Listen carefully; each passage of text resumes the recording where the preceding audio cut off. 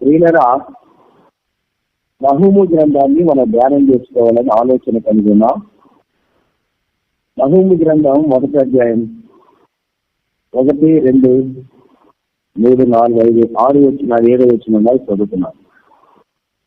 నివేదన చూసిన దేవోక్తి ఎంతోషువాలకు నహూమును కలిగిన దర్శనం.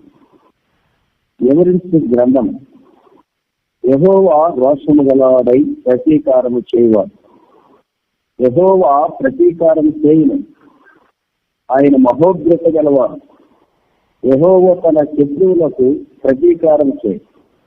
తనకు విరోధులైన వారి మీద కోపముచ్చుకొనును. యెహోవా దీర్ఘశాంతుడు, మహాబలము గలవాడు. ఆయన దోషులు నిర్దోషులుగా ఎంతడు. యెహోవా తుఫానులను చిరుగాలులను ఎత్తువాడు.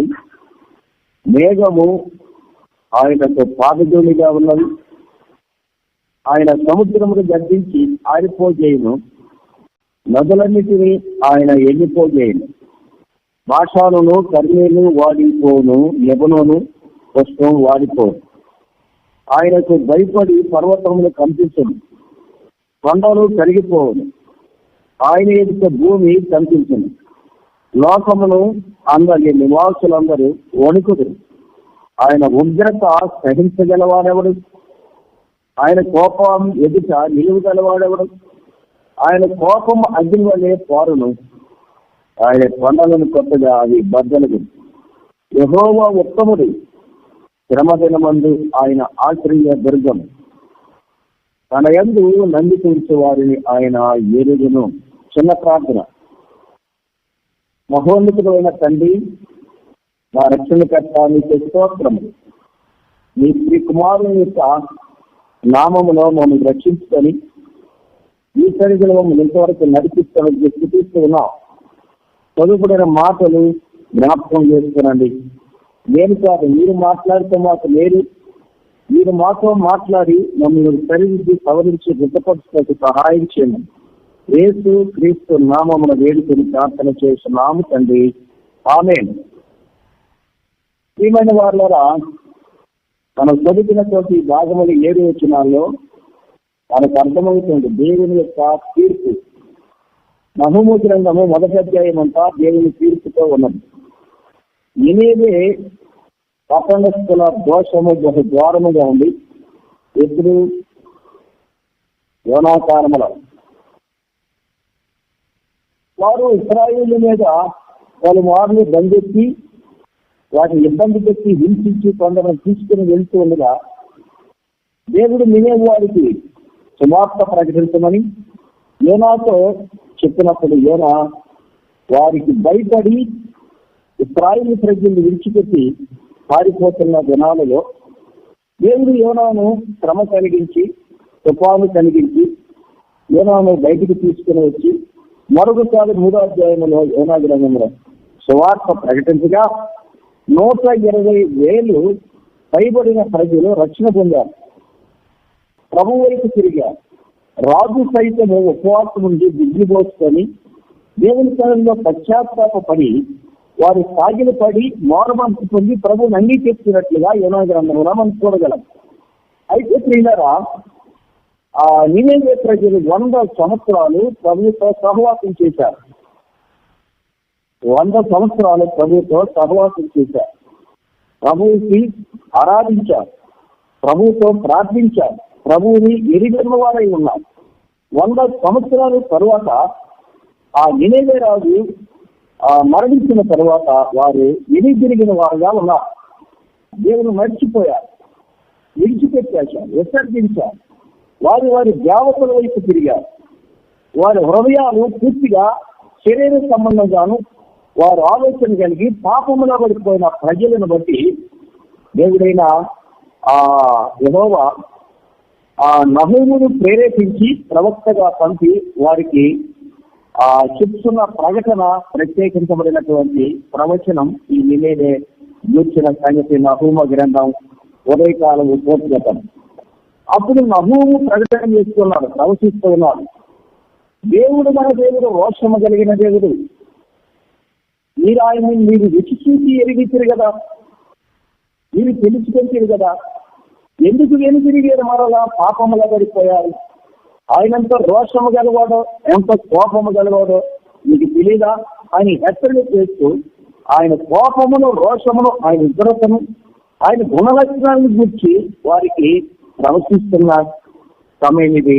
7వ వచనం వరకు అందుకే అంటున్నారు చూడండి, 2వ వచనంలో, యెహోవా రోషము గలవాడై ప్రతీకారము చేయవాడు, ప్రతీకారము చేయు అని 2 సార్లు చెప్పాడు. మరలా చెప్తూ ఉన్నారు, మహోగ్రత గలవాడు అన్నాడు. శత్రువుల మీద ప్రతీకారం చేయవాడు. తన శత్రువుల మీద. ఎవరు తన శత్రువులు? ఎవరు విడిచిపెట్టారో దేవుణ్ణి, ఎవరు తిరుగుబాటు చేశారో దేవుని మీద, వారు ఆయన శత్రువులు. వారు దేవునితో సహవాసం చేసి సహవాసం విడిచిపెట్టి దేవుని మీద తిరుగుబాటు చేసిన కారణం వారి దేవతలను పూజించటమే. కుడికిని కానీ ఎడమకు కానీ మీరు తొలగవద్దని చెప్పిన మాట నిబంధనను మీరి వారు విత్తనముడి జీవితానికి అలవాటు పడిపోయి వెంటనే వారు పాప జీవితానికి వెనుదిరిగి వెళ్ళిన వారుగా కనబడుతున్నారు. ఇలా ఆలోచన చేయండి. అందుకు నాకు గట్టిగా హెచ్చరిస్తున్నారు. ఆలోచన చేయండి ప్రియులారా. యెషయా, ఆ తర్వాత మనం జ్ఞాపకం చేసుకుంటే యోనా, హోషేయ గ్రంథాల్లో మనం గమనిక చేస్తే యెషయా అయితే పరిశుద్ధతను గురించి హెచ్చరించారు, హోషేయ అయితే ప్రేమను గురించి హెచ్చరించారు, యోనా అయితే దయను గురించి హెచ్చరించాడు, నహూము అయితే తీర్పును గురించి వారికి జ్ఞాపకం చేస్తూ వస్తున్నారు. ఆయన కోపాన్ని గురించి, ఆయన గుణలక్షణాల గురించి, ఎన్ని తిరుగుతారేమో తిరిగి మరలా దేవుని వైపు వస్తారేమోనని బ్రతిమలాడి ఆవేదనతో వాడు ప్రకటిస్తూ ఉన్నాడు ఆయన గుణలక్షణాలు. ఆయనకి విరోధైన వాడు ఎవరు? ఆయన విరోధుల మీద పగ తీర్చుకుని మహాగ్రత కలిగిన వాడు అని హెచ్చరిస్తూ ఉన్నాడు. ఆయన దీర్ఘశాంతం ఎంత గొప్పదో ఆయన కోపం కూడా అంత భయంకరమైనది అన్నారు. ఆయన బలవంతుడు, ఆయన ముందు ఏది నిలువయ్యాలదు. సమస్తము సృష్టికి బలవంతుడైన శక్తి కలిగిన దేవుడు. ఎందుకు మీరు వెనుదిరిగారు నినేవారున్నారా? ఆయన రుచి చూసిరు కదా, 100 సంవత్సరాలు సహవాసం చేశారు కదా, ఎందుకు వెనుదిరగాల్సిన అవసరం వచ్చింది? ఆయన ముందు ఏదీనూ ఉండదు. ఆయన కోపం ఎంత గొప్పదో తెలుసా? ఆయన కోపం ఎంత, ఆయన మహోగ్రత ఎంత గొప్పదో తెలుసా? భూమి కనిపించింది అన్నాడు, పర్వతాలు కనిపిస్తాయి అన్నాడు, కొండలు కరిగిపోతాయి అని కోపానికి అన్నాడు. అక్కడ అంటున్న మాటలు మనం భయంకరమైన విషయాలు తెలియపరుస్తూ అంటున్నాడు. నదులన్నిటిని ఎండజేయగలవాడు ఆయనే.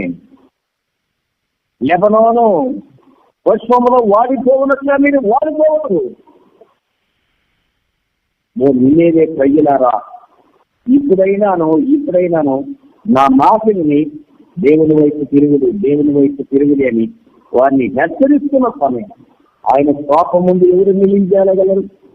ఆదికాండం 7వ అధ్యాయం 11వ వచనం మనం గమనించినట్లయితే, ఆ నోవాహు దినములలో జలప్రళయములో మునిగిపోయిన ప్రజలను గురించి మనం జ్ఞాపకం చేసుకోగలం.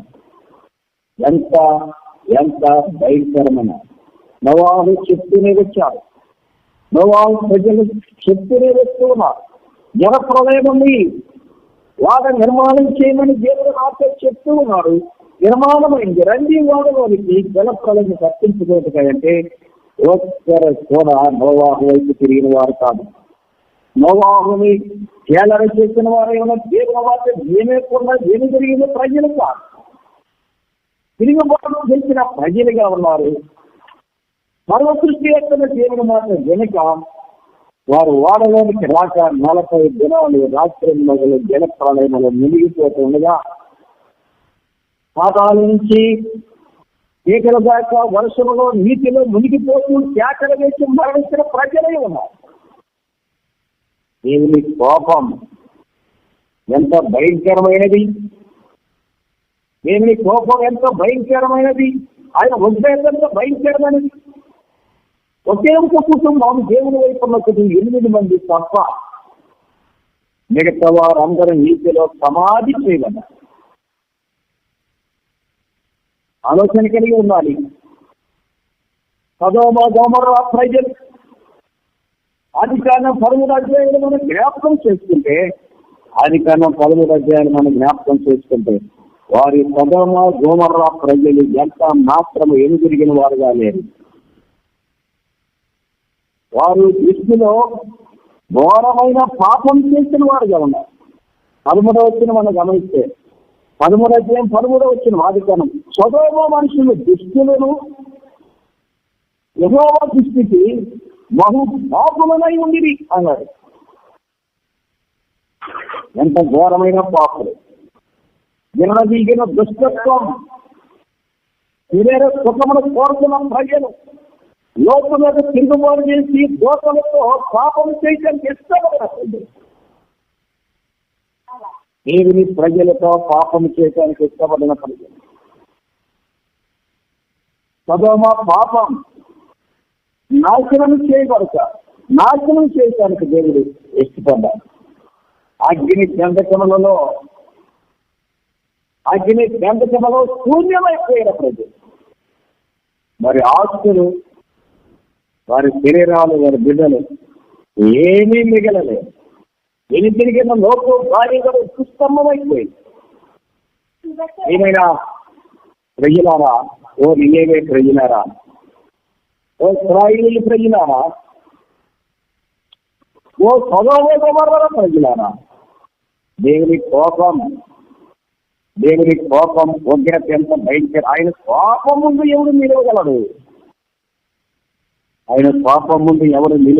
నిలవగలవాడెవడు? ఆయన ఉగ్రత ముందు నిలవగలవాడెవడు? ఆయన కోపం అగ్ని వలె పారుతున్నది. దేవునికి విరోధులైన ప్రజల మీద, దేవుని మీద తిరుగుబాటు చేసిన ప్రజల మీద విత్తనవిడి జీవితం తీర్పు తప్పనిసరిగా జరిగింది. వీళ్ళ ఆలోచన చేయాలి. వారి జీవితాల్లో జలప్రదవిలో మునిగిపోయిన వారు, వారి జీవితాల్లో అగ్నిలో కాలిపోయిన వారు, ఇశ్రాయేలు ప్రజలు మోసే దినములలో మన మీద ప్రార్థన చేస్తున్న ఇశ్రాయేలు ప్రజలందరూ విగ్రహం చేసుకొని, దూరణ చేసుకొని ఎగిరి గంతులు వేశారు, రాగి చిందులు వేశారు. నెటిగిరి మన గుర్తులు జ్ఞాపకానికి వస్తూనే ఉన్నాయి. క్రొత్త నిబంధనలో 23,000 మంది కొందరు సంహరించబడిరి. ఆయన తీర్పు ఎంత భయంకరంగా ఉందో చూడండి. ఆయన కోపం ఎంత ప్రళయంగా ఉందో, మహోగ్రత కోపంగా ఉందో, ఆయన ఎంత భయంకరమైన ఆయన వారిని శిక్షిస్తూ ఉన్నాడో ఆలోచన చేయండి. ఆ దినము, ఆ భయంకర దినము, ఆ మరో దినము, ఆయన కోపోగ్రత దినము తగ్గించగల వాడు. అందుకే మా పత్రికలు మాట్లాడుతుంది, ఎన్నిసార్లు గద్దించినను వారు విననల్లకపోయి అన్నారు. అతిరాత్ర సువార్తలో మాట్లాడినట్లుగా ప్రభువా ప్రభువా ప్రభువా ప్రభువా అని తెలుసువాడు ఎవడను ఆయన రాజ్యానికి చేరడుగా ఆయన చిత్తాన్ని నెరవేర్చేవాడు మాత్రమే పరలోకంలో ఆయనతో ఉంటాను. అనేక మంది భయంకరమైన భోగలు, విరోధకరమైన భోగలు, దేవుని సత్యము లేని భోగలు, శరీరాన్ని సుఖాలు పెట్టే బాధలు, హృదయాన్ని సంతోషపరిచే బాధలు, బోధలతో ఉన్నారు, బోధలతో వింటూ ఉన్నారు. ప్రజలు పెరిగిపోతూ ఉన్నారు, దేవునికి విరోధం అవుతున్నారు. అది గమనించిన వారుగా లేదు. మేము బాగానే ఉన్నాము, దేవుని ఎంతగానో అభివృద్ధి పొందాం, ఎంతగానో సంపాదించుకున్నాం, ఎంతగానో మేము హెచ్చించకుండా భూలోకంలో దేవుడు మమ్మల్ని ఎంతో ఆశీర్వదించాడు అని అనుకుంటున్నారు. కానీ మనం ఎంతగా దేవునికి విరోధం అవుతున్నాము వాక్యములు అనేది గమనించిన వారుగా లేదు. మేము వాక్యానికి లోబడిన వారుగా లేదు. దేవుడు వాక్యం వైపు తిరిగిన వారుగా లేదు. ఆరంభరాలు వైపు చూస్తున్నారు. ఎంత జనమో, ఎంత ప్రపంచమో, ఆ ప్రపంచాన్ని, ఆ ప్రజల మధ్య వారితో ఏకీభవించి దేవునికి విరోధమైతూ ఉన్నారు. ప్రభువు చెప్పగానే చెప్పాడు, మోసపోతుంది మిమ్మల్ని మోసపరిచేవారు వస్తున్నారు, మోసపోకుడి. నేనే క్రీస్తునని మోసపరిచే వాళ్ళు వస్తున్నారు. వారు అద్భుతాలు చేస్తారు, ఆశ్చర్యకార్యాలు చేస్తారు, దయ్యముల వదన పెడతారు, ప్రవచనాలు ప్రవచిస్తారు, భాషలు మాట్లాడతారు. మోసపోకుడి. లేఖనము ఎరిగిన వారై ఉండాలి, సిద్ధపాటు కలిగి. నేను పడిన శాస్త్రం, నేను పడిన శ్రమ, నేను పడిన బాధ, నేను పడిన కల్వరి సిలువ త్యాగం మీద గుర్తు చేసుకొని వాక్య సత్యంలో నడిచినప్పుడు మాత్రమే నా చిత్తాన్ని మీరు నెరవేర్చిన వారుగా ఉంటారు అనే సంగతులు ప్రభు చెప్తుండగా, తొలగిపోయే ప్రజలే ఉన్నారు, విడిచిపెట్టే ప్రజలే ఉన్నారు, దూరం అయిపోయే ప్రజలే ఉన్నారు. అది విగ్రహారాధన, ఇటు క్రైస్తవ జీవితం, అటు ఆచారాలు, ఇటు ప్రభువు లేదు. లోకమును ప్రభువును ఏకం చేసి బ్యాలెన్స్ నడిపిస్తున్న క్రైస్తవ బోధలు కొంతమంది లేవు. మహోమతో హెచ్చరిస్తున్నారు, నేనేవో వారి జీవితాలు అలా ఉన్నాయి. విగ్రహారాధన చేస్తున్నారు, యేసుని వెంబడిస్తున్నారు, ఆచారాలు చేస్తున్నారు, యేసుని వెంబడిస్తూనే ఉన్నారు. నినేవే ప్రజలు జీవితాన్ని తీర్పు తీసుకొస్తున్నారు. చూడండి ప్రియులారా, ప్రకటన గ్రంథంలో ఉన్న తీర్పును గురించి మనం గమనిక చేస్తే 20:11 వచ్చినాం. అప్పుడున్న మాటను మనం గమనిక చేస్తున్నాం. సబలమైన మహాసింహాసనం మీద దాని ఎందు ఆశీనుడైన ఒకరిని చూచుకుని అన్నారు యోగంలో రాస్తూ ఉన్నారు. భూమి ఆకాశములు ఆయన సముద్రం నుండి పారిపోయాను. ఏం పారిపోయి? భూమి ఆకాశం లేదు. అంటే మన ఊహల్లో కట్టబడిన ఈ బిల్డింగులు, ఊహాగానాలతో హెచ్చింపబడిన జీవితం శ్వాసానం అయిపోయింది, ఏది లేదు ఆయన సముద్రం ముందు. అంటే మన భక్తి జీవితం కూడా ఆయన ముందు లేదు. ఆలోచన చేయండి. తీసుకుని భూమి ఆకాశములు ఆయన సముద్రం నుండి పారిపోయాను. వాటికి నిలువ చోటు కనబడకపోయాను. ఏ మన ఆడంబరాలు, ఏ మన జీవితం వెనుకలో భూమి మీద సుఖముతో జీవించి భక్తిని అటు లోకమును ఏకము చేసిన జీవితాలు ప్రభు దగ్గర కనబడకపోయాను. మీరేం ఆలోచిస్తున్నావు?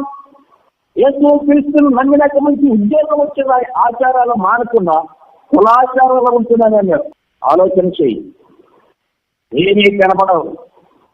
నువ్వు భూమి మీద మనుషులకు కనబడేవి ఏమీ కనబడవు. ప్రభుత్వంలో ఆయన తీర్పులో నిలబడినప్పుడు మనం ఎంతగా భక్తి జీవితం ప్రభుత్వం అనుసరించామో వాక్యానుసారంగా ఆ జీవితం మాత్రమే కనబడుతుంది. 2 గ్రంథాలు తీస్తూ ఉన్నారు తీర్పు చేయటానికి. ఏది నువ్వు దర్శించిన మందిరాలు, ఏది నువ్వు ప్రకటించిన ప్రసంగాలు ప్రగిలేవి లక్షల కొలది, 10 లక్షల మంది అక్కడ ఉన్నారని చెప్తున్నారు. ఎన్ని లక్షల మంది వచ్చారమ్మా? ఏది వారు మన కళ్ళ ముందే చూశాం. జీవితాలు కాలుష్యాల్లో శ్మశానం అయిపోయిన ఉప్పినలో ఏది వారు? భక్తులమే, యేసు క్రీస్తు భక్తులమే. అన్ని జనులు అనేకులు మతాచారం కలిగిన వారు క్రైస్తవులు హింసిస్తున్న కారణాలు ఏమిటైనా ఆలోచన చేస్తే మన భక్తి జీవితాన్ని గురించి ఆలోచించేద్దాం. యూట్యూబ్లు ఎక్కువైపోయింది. నా ప్రసంగం బాగుంది, వీటిల్లో అనేకులు పబ్లిక్గా కనపడాలి, నేను కనపడాలి, నేనెంతో ప్రసంగోదనాన్ని కనపడాలి, నేనెంతగానో ఖర్చు పెట్టుకున్న సేవకులు కనపడాలి, నేను ఊరూరో తిరుగుతున్నాను కనబడతాను, అందరికైనా కనపడాలి, నేను కనపడాలి. ప్రభు పిలుపు అవసరం లేదు, నేను కనపడాలి. ప్రభు పిలుపు అవసరం లేదు, నేను కనపడాలి. ప్రభు పిలుపు కోసం గమనించి ప్రసంగికులు లేరు, విశ్వాసం లేదు. ఏది వారు ఎవరు కనబడకపోయాను. ఏది వారు తీర్పులో ఎంత డబ్బు ఖర్చు పెడుతున్నామయ్యా? సువార్తకే నెలకొచ్చి 50,000 ఖర్చు అవుతుంది. ఏది వారు ప్రసంగాలు యూట్యూబ్లో ఏది వారు కనబడకపోయాను. మరి గొప్పవారేమి కొద్దివారేమి మృతులైన వారందరూ సింహాసనం నిలువగా కూర్చుని అందరు ఇప్పుడు వచ్చారు తీర్పులకి. అప్పుడు గ్రంథం ఎక్కువబడాను, దయ్యాలోదలకు వచ్చిన వాళ్ళు లేనే లేదు. ప్రసంగాలు తీసి తీసి తీసి తీసి విస్తరణ చేస్తున్నారు, అసలు లేనే లేదు. ఎవరు ఉన్నారు? జీవ గ్రంథములో రాయబడిన వారు మాత్రమే ఉన్నారు. 13వ వచనం చూడండి. సముద్రము తనలో ఉన్న మృతులను అప్పగించను, మరణంలో పాతాళములో వాటి వచనమున్న మృతులను అప్పగించను, వారిలో ప్రతివాడు తన క్రియల చొప్పున తీర్పు పొందాను. మరణం మృతుల లోకముల అగ్నిగుండములో పడవేయబడని ఈ అగ్నిగుండము రెండవ మరణం ఎవరి పేరైనను జీవ గ్రంథమందు వ్రాయబడినట్టు కనబడని ఎడల వారు అగ్నిగుండములో పడవేయబడతారు. చెప్తే నేనైనంటే కేకలు వేసి చెప్పడం కాదు, ఇమ్మానేలు కాదు. జీవితం వాక్యములో ఉందా లేదా నన్ను నేను పరీక్షించుకోవాల్సిన వారన్నారు. ప్రకటనలు కాదు, ప్రవేశాలు కాదు, వీధి సువార్తలు కాదు, గ్రూపులు కాదు, హెచ్చింపు కాదు, నేను కనబడాలి ఆ ఈ విషయాల్లో కనబడటం కాదు. దీనిలో నేను నా కుటుంబాన్ని ఎంతవరకు ఉన్నాం? ప్రభుత్వం ఉన్నావా లేదా? దావీదు ప్రార్థన ఆలకించాలి. నన్ను నా కుటుంబాన్ని సరిదిన భూలోకములు పరలోకం నుంచి ప్రభు అని అడిగాను. ఈ ప్రార్థన దైవ సేవకుల్లో ఉందా? పెద్దల్లో ఉందా? సమితిలో ఉందా? సహోదరి సహోదరుడా, బ్రదర్ సిస్టర్, మన జీవితాలు, మన బిడ్డల జీవితాలు, మన ప్రజల జీవితాలు ఎంతమంది గుంపుగా వచ్చారని కాదు, ఎంత మందిని ప్రభుత్వం మీద ఉన్నారనేది ప్రాముఖ్యమైన సంగతి. మరణమా జీవమా తీర్పులో ఉన్నావా? ఎవరో తప్పించుకోలేడు. ఆర్భాటాలు చేసావా? దేవుని అవమానపరిచావా? చెప్పడానికి కార్యాలు చేసావా? ఇంతని సరిలేక గొప్పని చెప్పారు. ఎవరు నిలువ చేయరు. ఆరుని అగ్గిరి గొడవలో రెండవ మరణంలో పడవేయబడుతుంది. ఆలోచన చేయండి, ఆలోచన చేయండి. ఏమైనా వారు వరా ఈ నహూము ఆ నేనే పట్టణస్తులకు ఎంత భయంకరంగా వారికి హెచ్చరిస్తున్నారో, హృదయ వ్యాధులతో వారిని హెచ్చరిస్తూ ఉన్నారు. అందుకే అంటున్నాడు అక్కడున్న మాటలు 5వ వచనంలో, ఆయనకు భయపడి పర్వతములు కనిపించును, కొండలు కరిగిపోవును, ఆయన యొక్క భూమి కనిపించును, లోకము అందరి నివాసులు వణుకుదురు అన్నారు. ఆయన ఉగ్రతను సహించగలవాడెవడు? ఆయన కోపం ఎదుట నిలువగలవాడెవడు? ఆ మహాజనము ఆ ప్రభువు సంఘముని ఎత్తబడిన తర్వాత శ్రమల కర్మలో వణికే సమయం. తల్లి ద్వారా బిడ్డకి రాక, బిడ్డ ద్వారా తల్లికి తెలియక, ఎవరికి చీకటి ప్రదేశాల్లో యమునా తీరై ప్రాణాన్ని కాపాడుకోవాలని పరిగెత్తుతున్న ప్రజలు. ఎంత భయంకరమైన ఆయన కోపం, ఆయన ప్రళయం. ఓ సహోదరి బ్రదర్, ప్రభువులో మనం ఆయన వాగ్దానం నెరవేర్చిన వాక్యానికి స్థిరపడలేక అటు ఇటు పెట్టుముచ్చుతున్న వారు ఆ చీకటిలో పరుగులెత్తుతూ ఉన్నారు. మరణము దొరకట. నినేదే పాపం, నినేదే తిరిగిపోతు, నినేదే విసర్జించిన ప్రజలుగా, లోకములో ప్రభువును కలిసిన ప్రజలుగా ఉండగా నహూము వారి పాపాన్ని చూసి దేవుని ఉగ్రతను చూసి వారికి తీర్పుగా హెచ్చరిస్తున్నారు. 7వ వచనంలో అంటున్నారు చూడండి. 7వ వచనంలో, యెహోవా ఉత్తముడు, శ్రమ కాలమందు ఆయన ఆశ్రయదుర్గం, తన యందు నమ్మిక ఉంచు వారిని ఆయన ఏ రోజును అన్నారు. ఇప్పుడైనా మారుతున్నాం. మన జీవితాల్లో మనం సత్యాన్ని ఎరుగున్నాం. ఇప్పుడైనా సత్యాన్ని ఎరుగున్నాం. ఆయన ఎరిగి ఉంటారు, మనల్ని ఆయన గుర్తుంచుకొని ఉంటారు. ఆయన శ్రమను, ఆయన బాధను, ఆయన తెల్లవారు ప్రేమను ఎదుగుతారు కదా. మన పాపమును బట్టి శిలువలో ప్రాణానికి ప్రభువును గుర్తారు కదా. మర్చిపోవద్దు. భక్తి గలవారు అనుకోవద్దు. నేనెంతో భక్తి గలవారు, ఎంతో శాస్త్రాపరులు, ఎంతో ప్రసంగికులం అని అనుకోవద్దు. ప్రభువు శిలువను గుర్తారు కదా. ప్రారంభ స్థితిని, మన రక్షణ స్థితిని, మన రక్షణ స్థితిని ఎరిగి మన జీవితాన్ని ప్రభుత్వం అప్పగించుకొని మనలో మనం ప్రభుత్వం ఏకివ్వండి. ప్రభుత్వం కూడా సదాకాలం ప్రభుత్వం ఉన్నాం. దేవుడి మాటలు జీవించనుగాక. ఆమేన్.